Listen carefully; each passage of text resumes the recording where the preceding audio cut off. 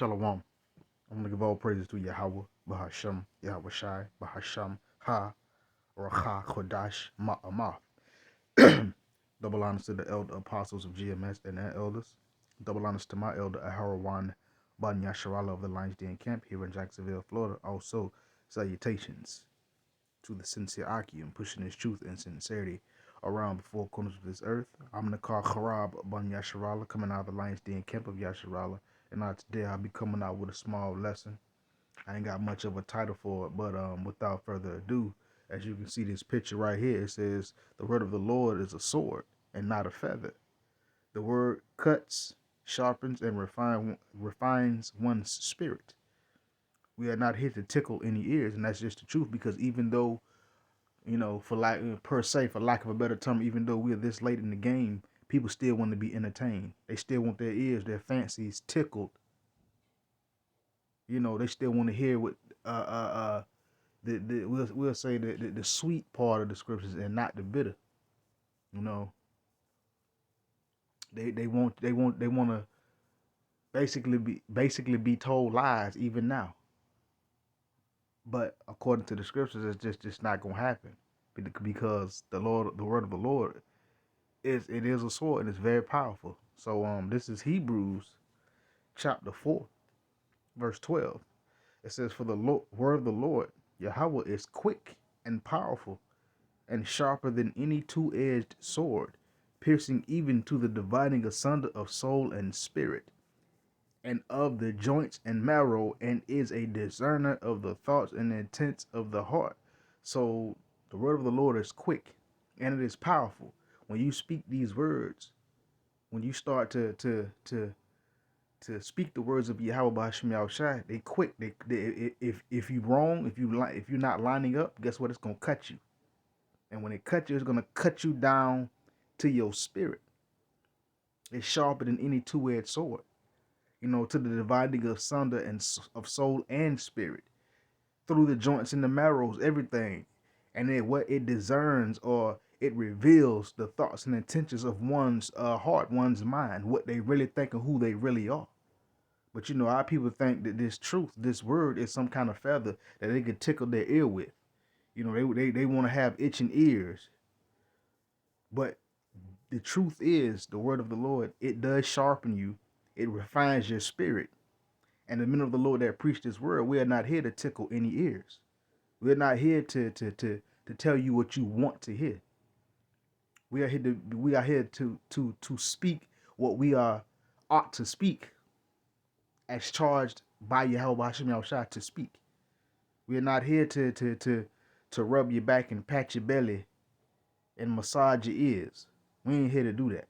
And the word of the Lord is not here to do that either. Now, for those that are going according to the words of Yahweh B'Hashem Yahushua, to the Spirit, these words are a comfort when they are heard, when they are read. But these words also do sharpen you. It refines your spirit. It makes you better for Yahweh B'Hashem Yahushua. But you got a lot of our people, they still want to have those itching ears. They still want that, they fancies tickled. So when the truth comes out, we'll say when the bitter of the scriptures come out, they don't like it. So this is what they say to the men of the Lord. Even if they don't physically say it, they say it by their actions, their gait. This is Isaiah chapter 30.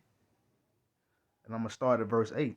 It says, "Now go, write it before them in a table, and note it in a book, that it may be for the time to come, forever and ever." Meaning these scriptures, write them down. They were meant to what? Write it down on a table, noted in the book. That's why it's called the Bible. The Bible is a book, the most sought after book on the planet, the most powerful book on the planet, and the most, we'll say, sold book on the planet, because the truth of Yahweh Hashem Yahushua is written within.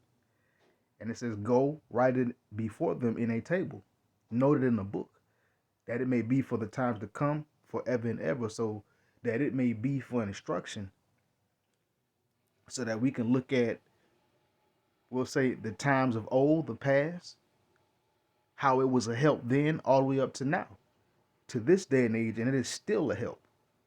That's why it says, again, that it may be for the time to come, forever and ever. from then and now and on into the future. So the word is going to last forever. The Heavenly Father's word will never ever pass away. Verse 9, it says that this is a rebellious people, lying children, children that will not hear the law of the Lord Yahweh. And that rebellious people, those lying children, those children that won't hear the word of the Lord or the law of Yahweh, the Heavenly Father, are the so-called Negroes, Latinos, and Native Americans. The children of Israel who don't want to go according to the law, such as commandments, who don't want to hear the law, who want to stay in their folly, who want their ears tickled rather than being corrected by the words of Yahweh B'Hashem Yahushai. Verse 10, it says, which say to the seers, see not, and to the prophets, prophesy not unto us right things, speak unto us smooth things, prophesy deceits. And this is our people in a nutshell.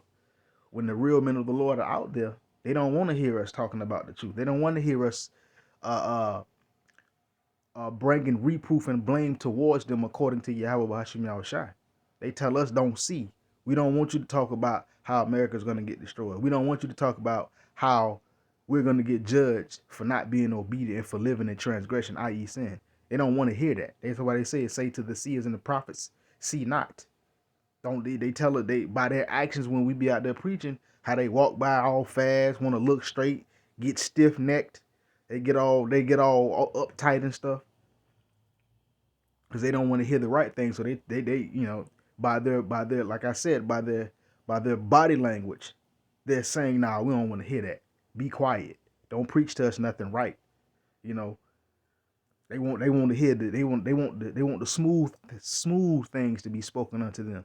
They want their ears tickled. They want to hear the manifest destiny doctrine.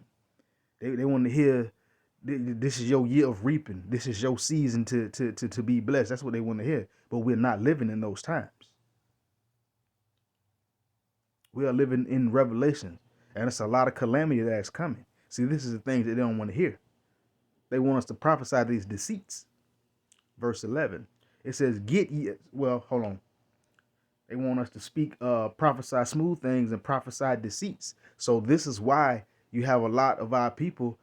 What do? They join unto these other House of Saul camps, the purple shirt Power Rangers, the Church of Noob Saibot, ISUPK, IUIC, and ABC and EFG and all the rest of these other camps. That's why they flock to them, because they can still have the world in their hearts and live in transgression